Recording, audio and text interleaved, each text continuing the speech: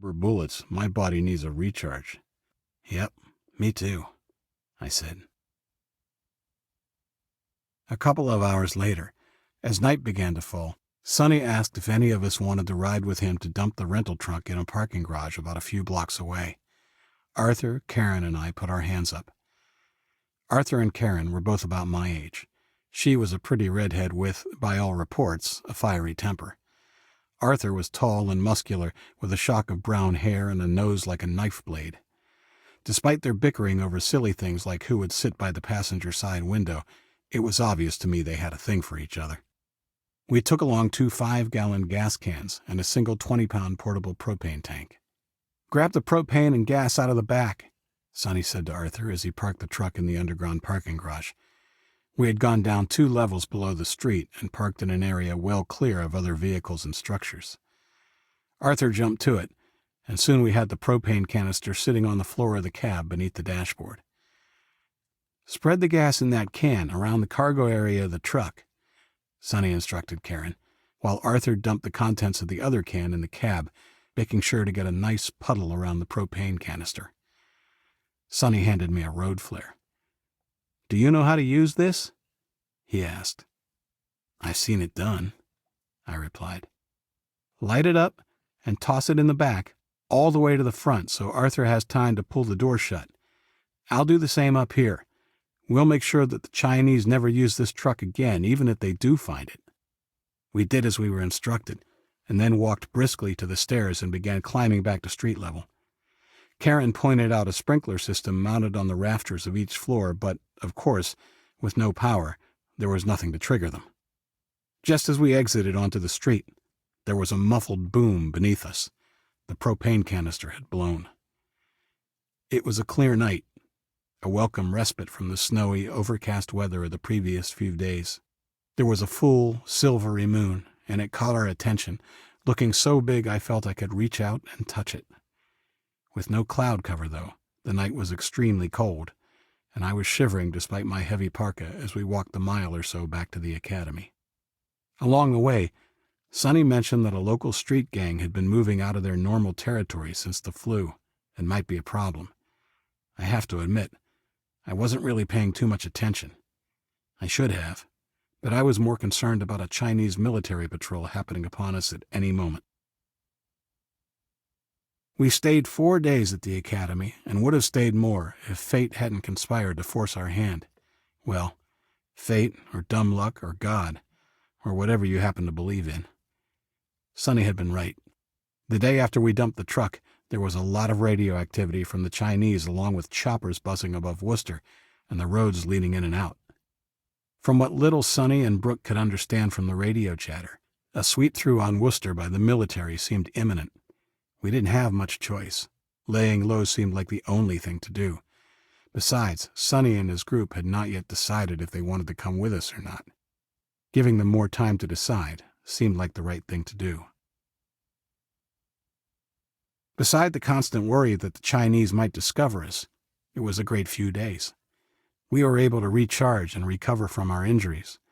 I finally let on about my kung fu experience, and for the first time in over a month, I was able to practice and spar.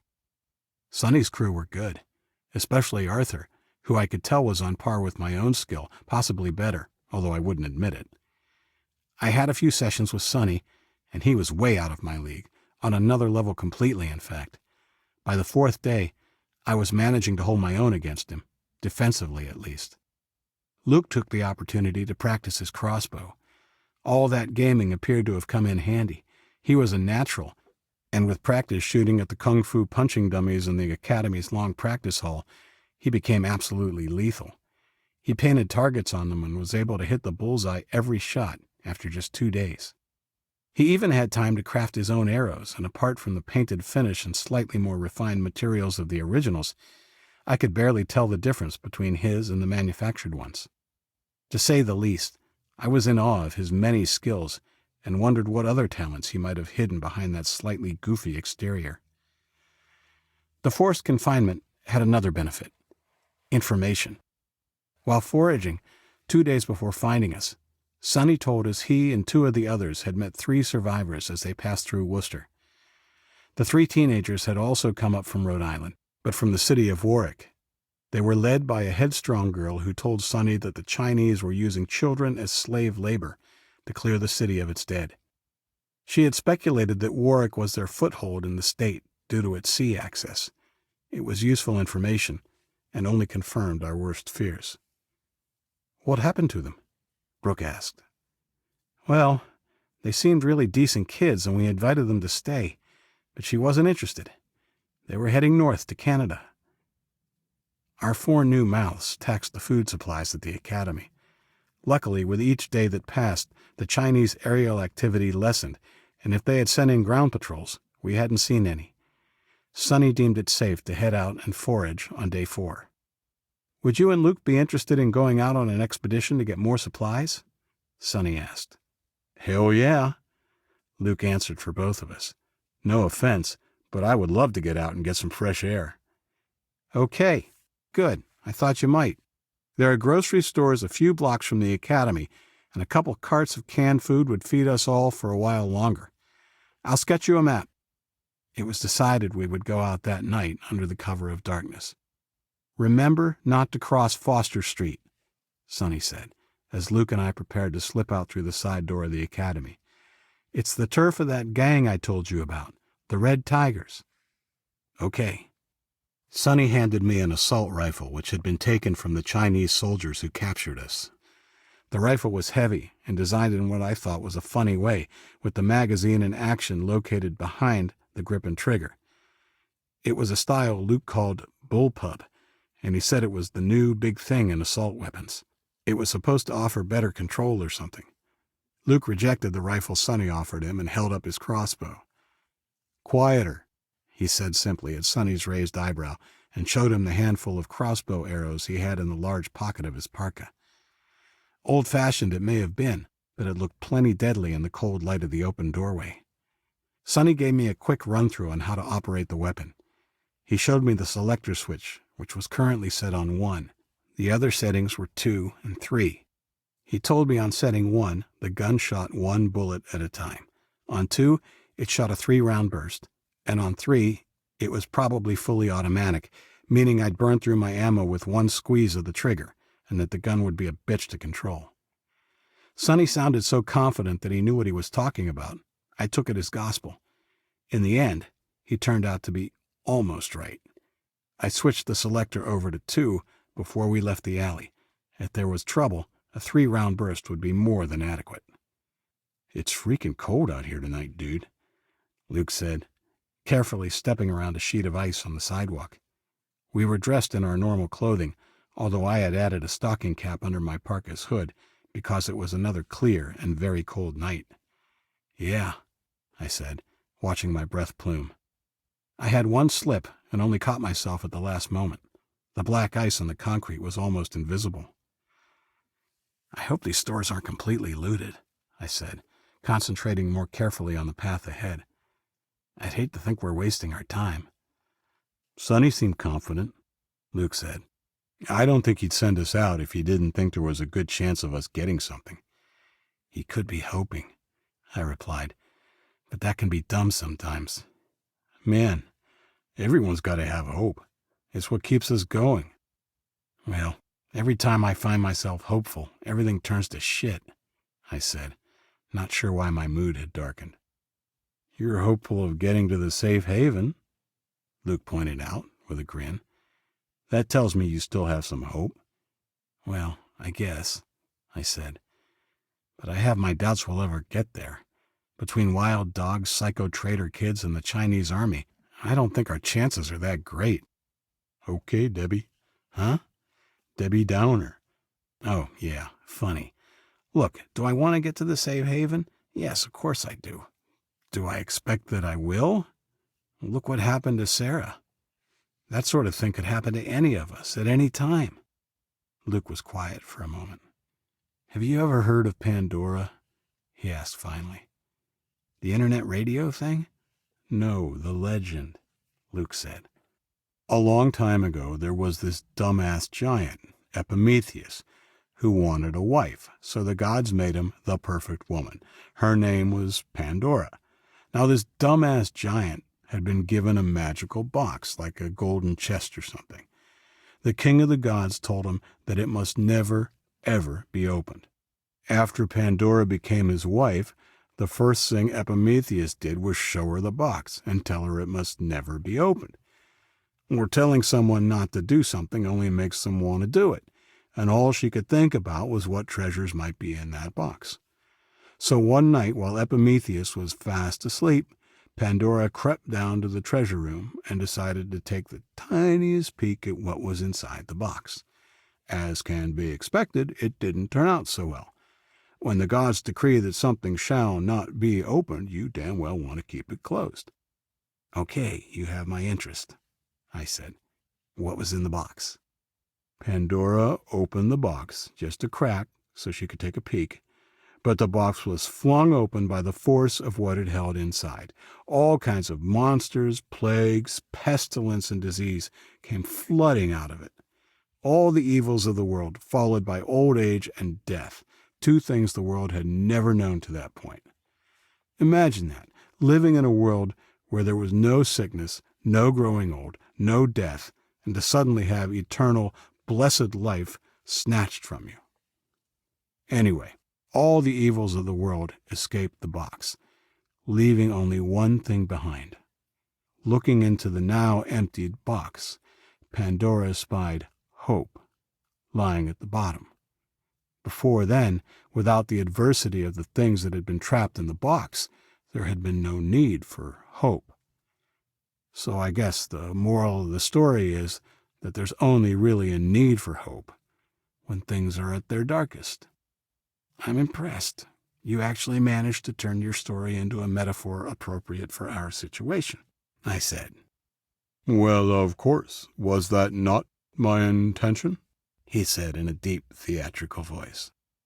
"That's some heavy-duty mythology there, Luke. Did your parents read you a lot of books when you were little?" "Nope, it was actually the background story for Goddess of Vengeance 2, he said with an impish smile and shrugged. It seemed appropriate. I should have spent more time playing video games. I didn't know they were educational. "Well, it's not like all I ever did was play games," he said, somewhat defensively. "Sorry," I laughed. I wasn't totally taking the piss. Games seem to have taught you a lot about coping with situations like this. "I guess," he shrugged. "Most of it doesn't transfer that well to real life. The old real life, anyway. It's a pity that part of my life is over." "Yeah, a pity for all of us. Hey, there's a Honey Farm store. Want to try that first?" I asked, pointing at the convenience store sign. "It's not actually a grocery store, but I guess we don't have to worry about paying higher prices." "Sounds good to me, Chief," Luke said, adjusting his course. Honey Farms was about halfway down the block, past a line of silent cars. The frozen snow and ice on the windows of the cars kept us from seeing inside of them, so we watched them warily as we trooped on past. A similar line of cars was parked on the far side of the street. I wondered, much like I had back in Fort Carter, if any of these cars might have frozen corpses in them, just sitting where they succumbed to the flu. I thought about knocking the snow off some windows and looking in, but decided against it. No reason to disturb the dead, if they're there, I thought. Besides, I had creeped myself out enough. The glass of the door to Honey Farms had been busted out, so it was not difficult for us to get inside. There were no shopping carts, but we found a rack of cloth grocery bags and each grabbed 2. It looked like a bunch of kids had ransacked the place. The chip and candy aisles had been demolished, but the limited range of canned soups and vegetables had hardly been touched. Luke kept a lookout while I loaded my bags first. I packed cans of chicken noodle soup and peas. I had almost filled the 2 bags when I spotted some cans of creamed corn on a higher shelf. I took out some of the peas to make room and replaced them with the corn. I've always had a thing for creamed corn. I realize it is a funny quirk to have, but I love the stuff. While Luke was loading his bag, I wandered up toward the front door to keep watch. A big half-moon was out in the clear sky, illuminating the road nearly as well as streetlights would have if they'd been working. I hadn't been standing there long when movement caught my eye.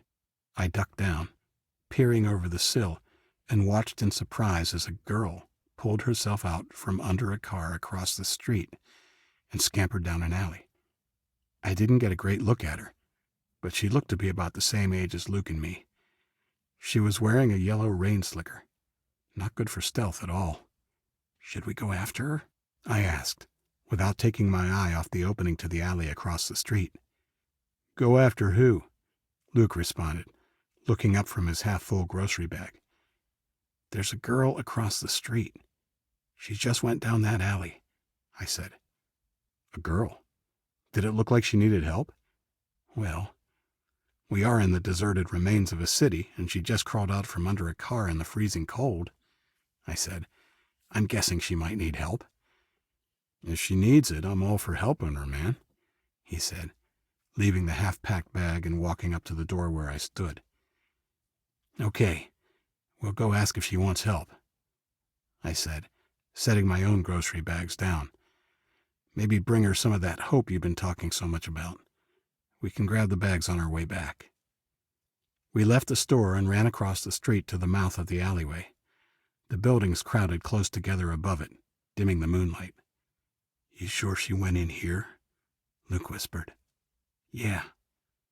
"Okay, let's go." Luke took the lead, entering the alley with me close behind him.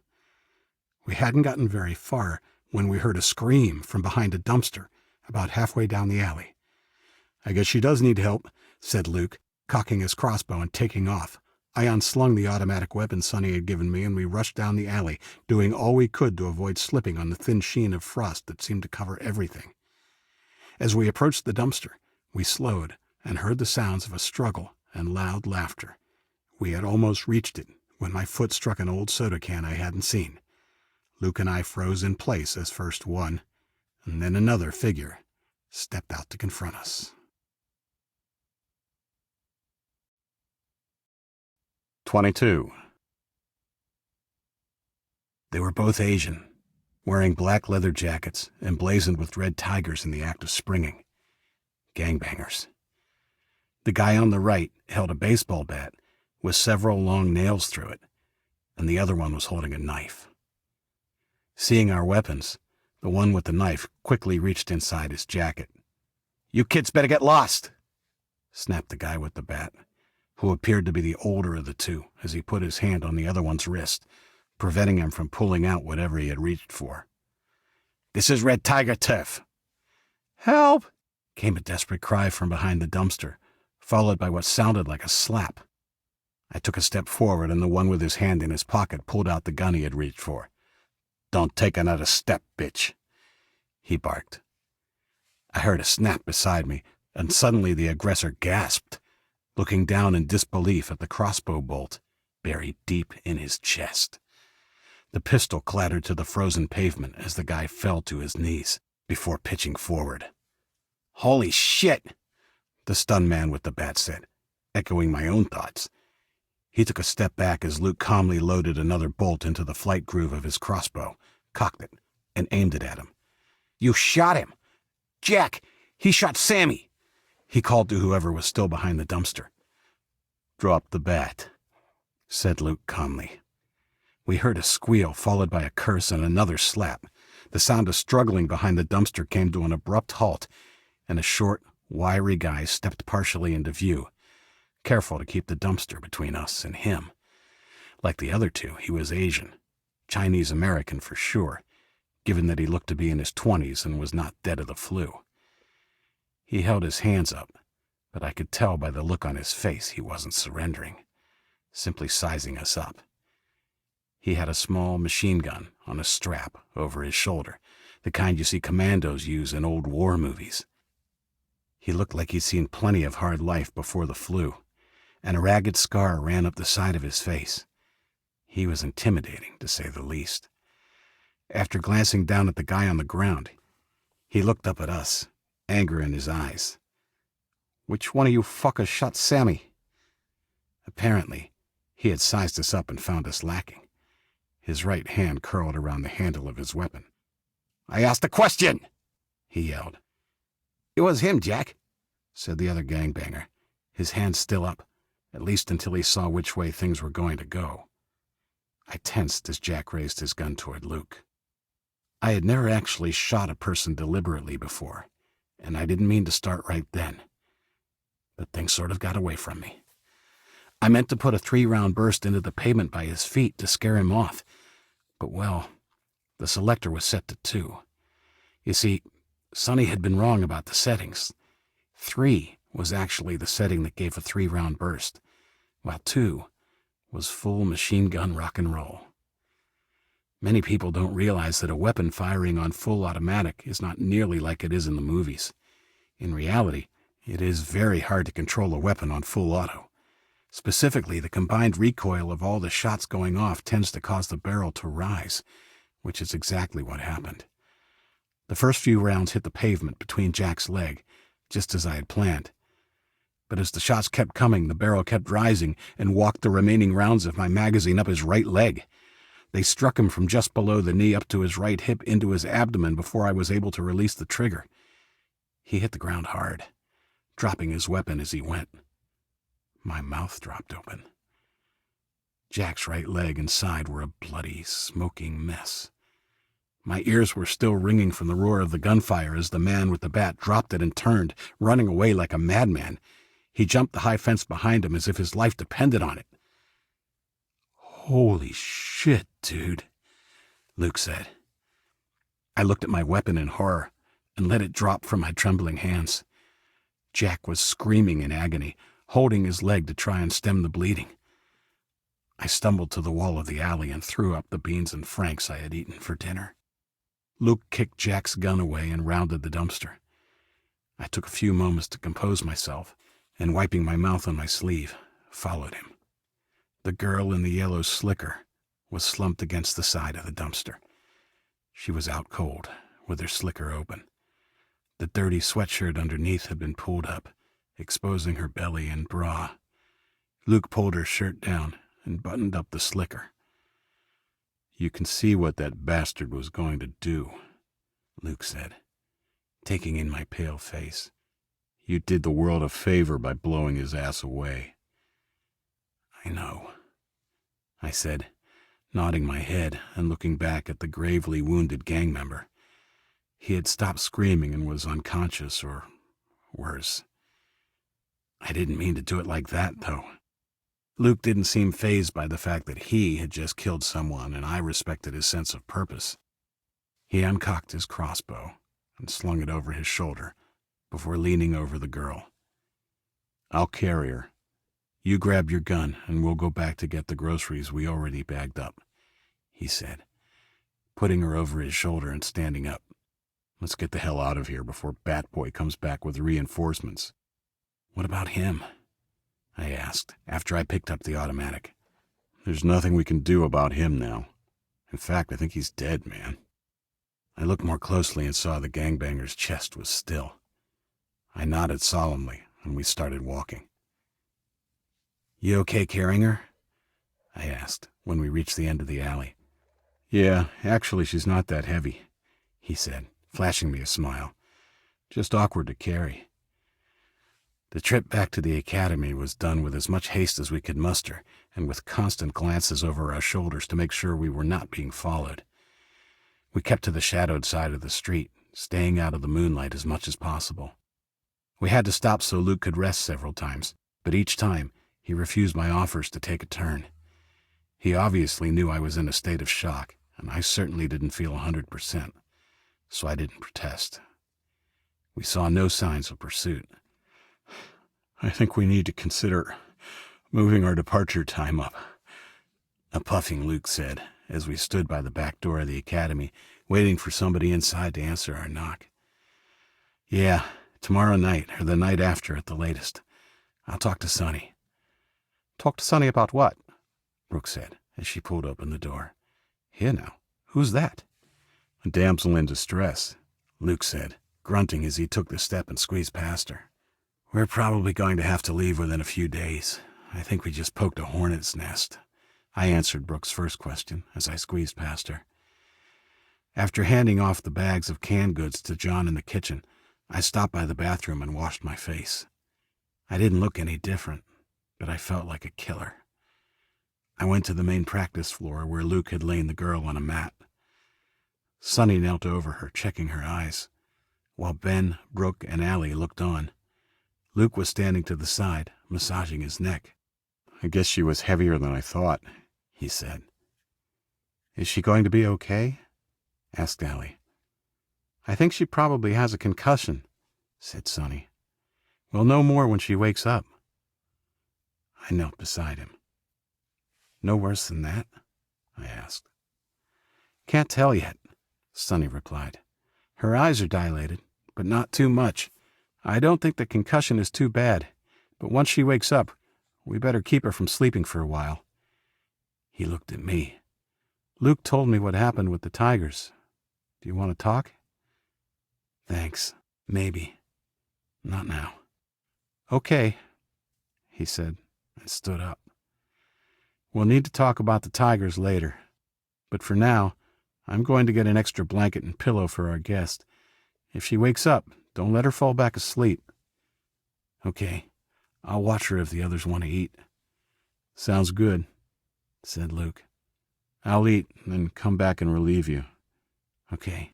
Thanks," I said, and looked closely at her for the first time as the others filed out. I guess to say she was beautiful would be a stretch.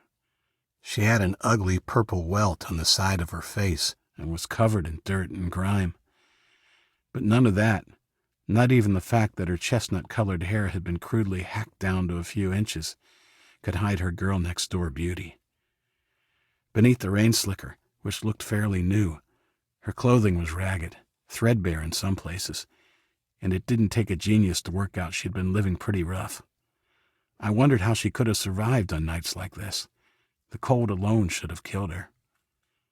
I checked her pockets but found no sort of wallet or identification, just a key to what looked like a gym locker and a half-eaten bag of gummy worms. I put them back where I found them and settled down to wait for Luke. About 5 minutes later, she moaned softly and turned her head. "Is she coming too?" Luke asked, drifting back into the practice room. The girl opened her eyes and looked around groggily. "Are you all right?" I asked, leaning over her. "Are you awake?" Her gaze fell on me. She had the most beautiful green eyes I'd ever seen. "Well, my eyes are open, aren't they?" she said, smiling. And that is how I met Indigo.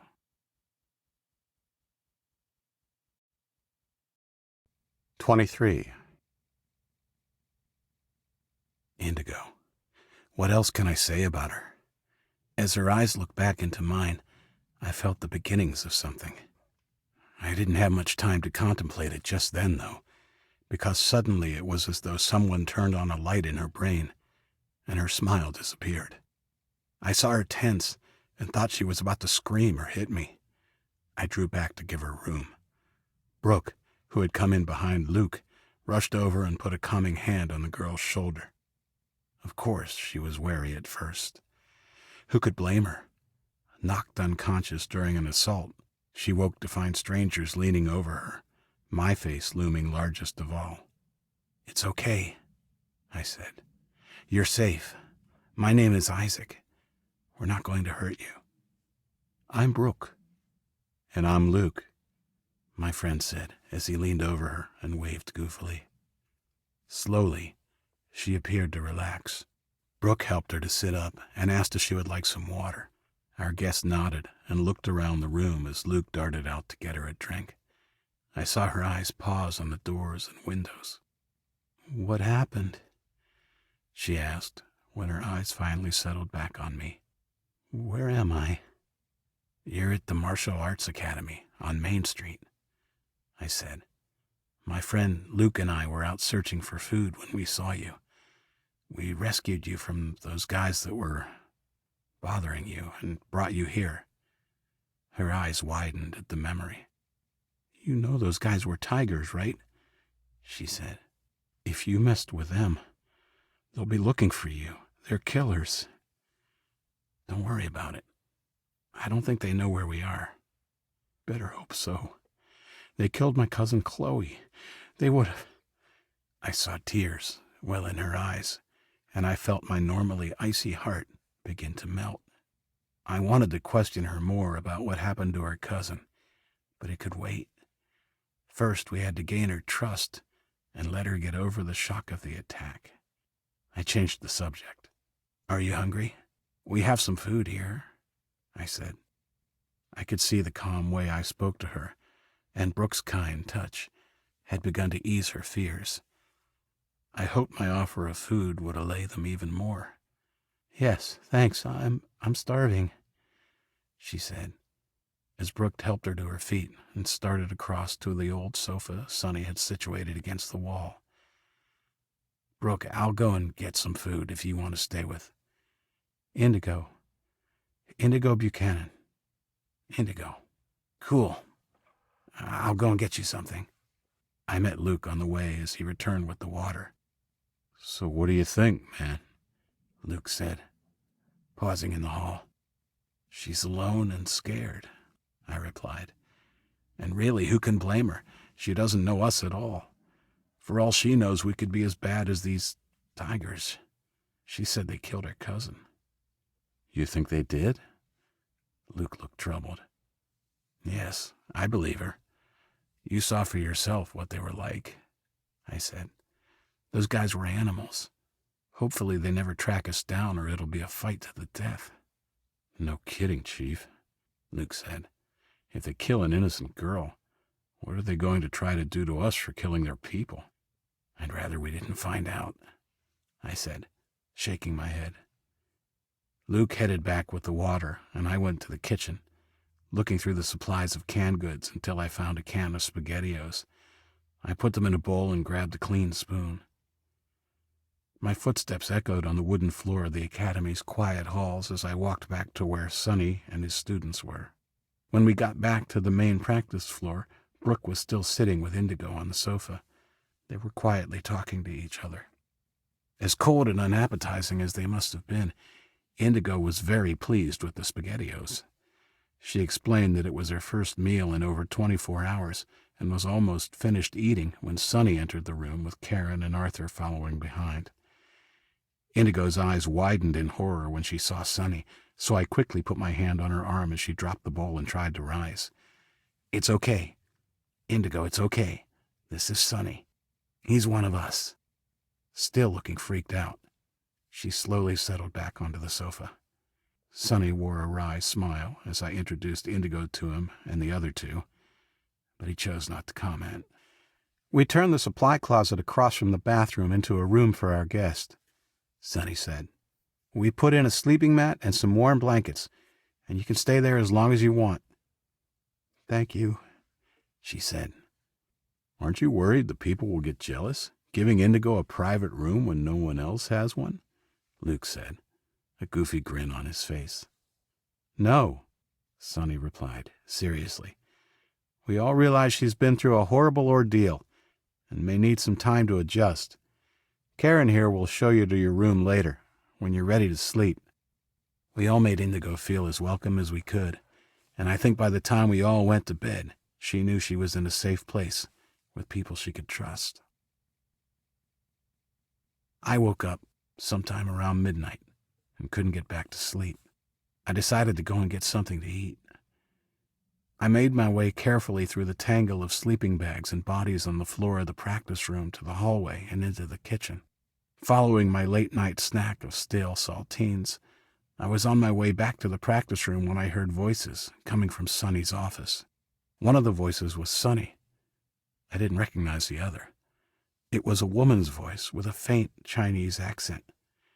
Intrigued and, I have to admit, a little alarmed, I stopped to listen. Now understand, eavesdropping is not really my thing. But once in a while, curiosity and self-preservation will get the better of me.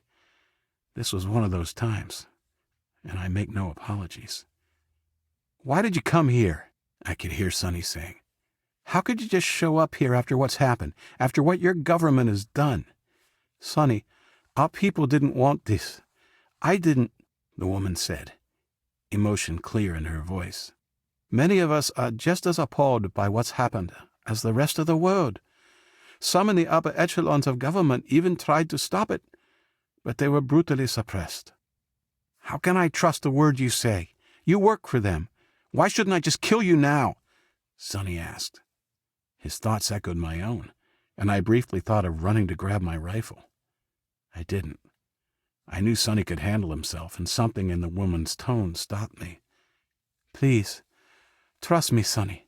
By coming here, I have placed myself in great danger, she said, a hint of desperation in her voice.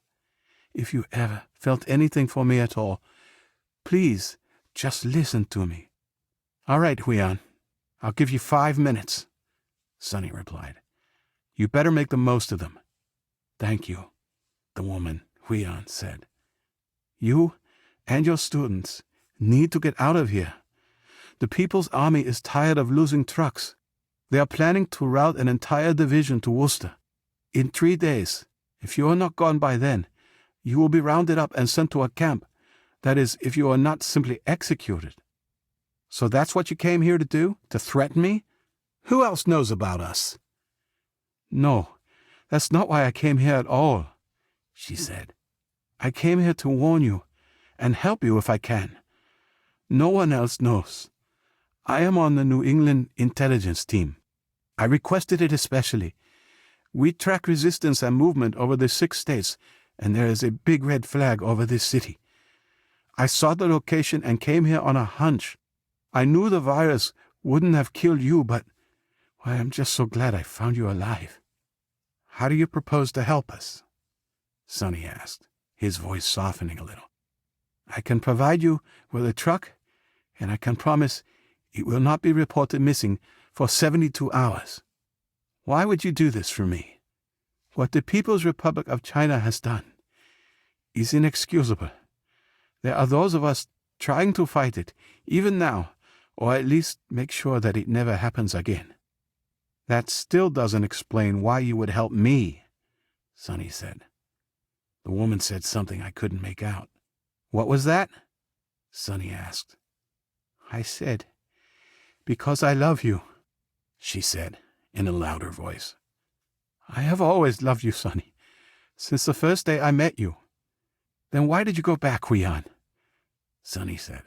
Why did you leave me? It was my duty, and back then, I put my duty ahead of everything, even love. And now? Isn't it your duty to turn us in? Now I hold my duty to be a higher cause, she said. It sickens me to think I ever put the needs of the People's Republic above my own, especially given the way they abuse that trust. Well, thanks for the heads up, at least, Sonny said. I hope you are not too offended that I don't welcome you back into my life with open arms. Too much water passed under that bridge. And besides, you blew it up on your way out the door. I know. Someday, I hope to show you just how much you still mean to me. Until then, I just hope you accept what aid I can provide, and keep yourself safe. If I decide to accept your help, where will you leave this truck? The same parking garage where you burned the last truck, on the same level, she said.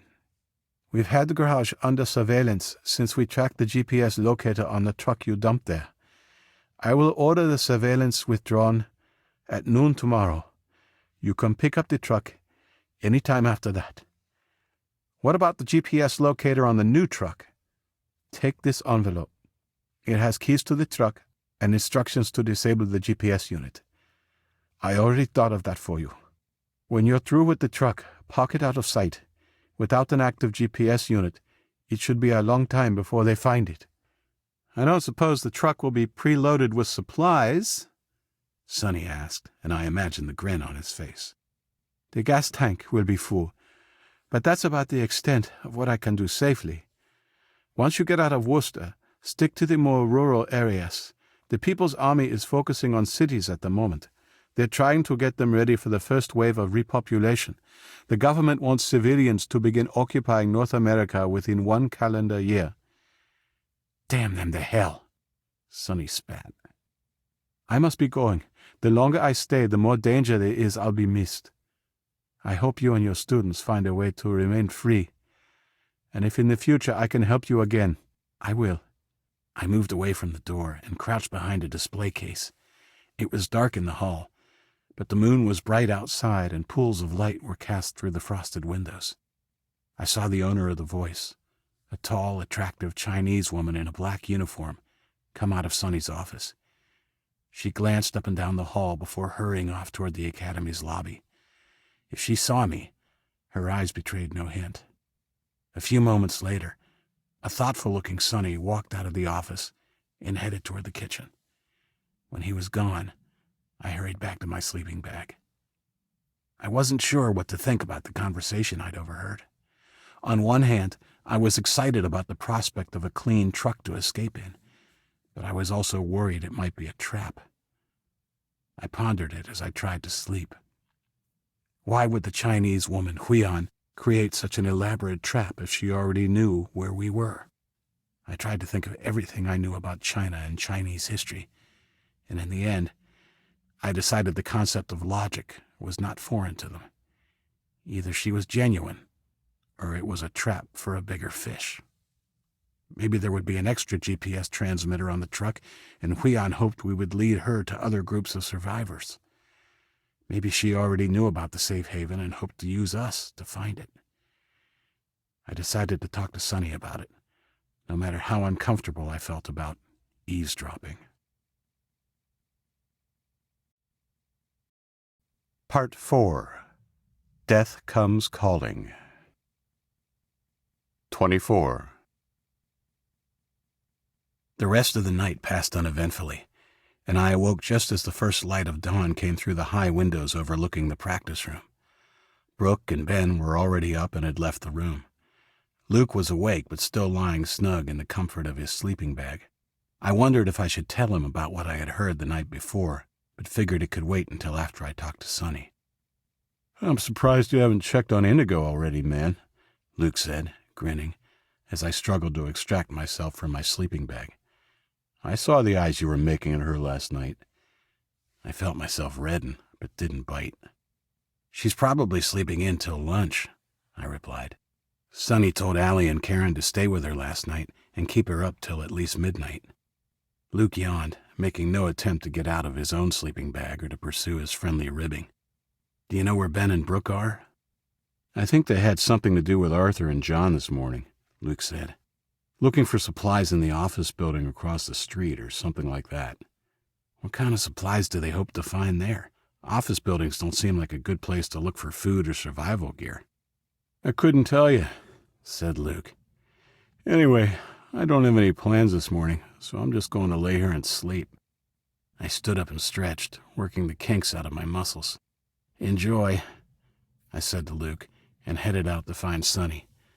I wanted to talk to him about his secret rendezvous well before noon, when the woman had said the surveillance would be switched off. Sonny's office was empty, so I wandered to the kitchen to find myself something for breakfast. Samara and Mark were already there, eating bowls of cereal moistened with condensed milk from a can. At 14, Mark and Samara were Sonny's youngest students. They could hold their own on the mat, but Sonny chose not to take them on missions because of their age and smaller size. They were nice kids.